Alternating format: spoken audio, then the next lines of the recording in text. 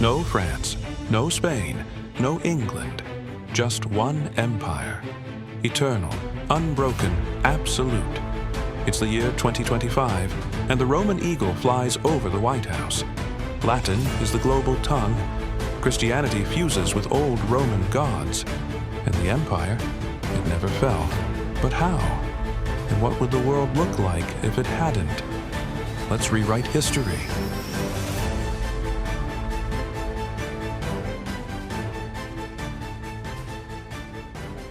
In our timeline, the collapse began in 476 AD, the year the last Western emperor was dethroned, but the rot had started centuries earlier. Nero debased the currency. The Praetorian Guard became kingmakers. Plagues ravaged the population.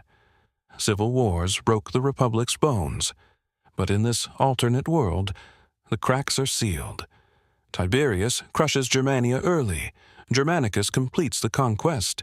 Sejanus never rises, so the Praetorian Guard stays loyal, and Rome embraces joint emperors, two leaders ruling side by side, balancing power.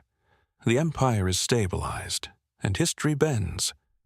With civil war avoided and political order restored, Rome turns outward, not inward. By 100 AD, Britannia is fully absorbed. By 150 AD, Rome owns all of Germania. By 200 AD, Parthia collapses, opening the eastern trade routes to India and China. And then comes the New World. In 986 AD, Vikings reach North America. But this time, Roman scouts follow. Within 2 centuries, Roman settlements stretch from Gaul to Nova Roma, in what we call the East Coast. It is no longer a Mediterranean empire. It is an intercontinental behemoth. Christianity still rises, but differently. Pagan customs are woven into Christian doctrine. Sol Invictus becomes Christmas. Saturnalia becomes feasting. And the emperor becomes God's chosen. Islam still emerges, but is blocked at the borders. North Africa stays Roman. The Levant remains Christian. Arabia turns east instead, expanding into Persia, India, and beyond. The religious divide forms not as West versus East, but Rome versus everyone else.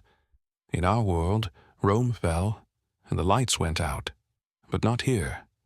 Roads stay open. Literacy never dies. The great library of Alexandria is rebuilt and guarded. Trade with China accelerates. Gunpowder, algebra, and astronomy arrive early. The Renaissance begins in the 900s. The printing press appears by 1100.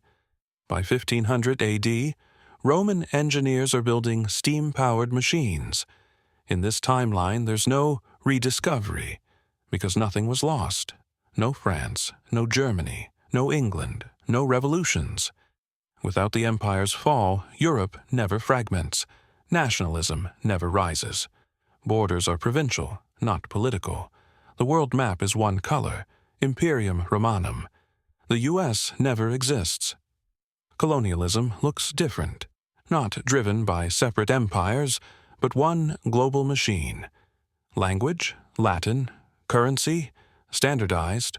Law, Roman. Education, state-controlled.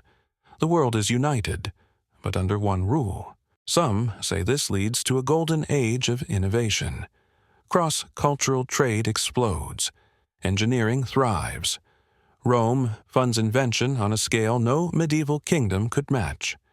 Others argue the opposite, that Rome's centralized power suppresses risk, stifles rebellion, delays the spark of democracy, liberty, and individual freedom. There is no Da Vinci, no Galileo, no Copernicus, because heresy is outlawed. Dissent is treason. Progress becomes permission-based. Even in this timeline, the empire eventually splits. One capital in Rome, one in Constantinople, East and West.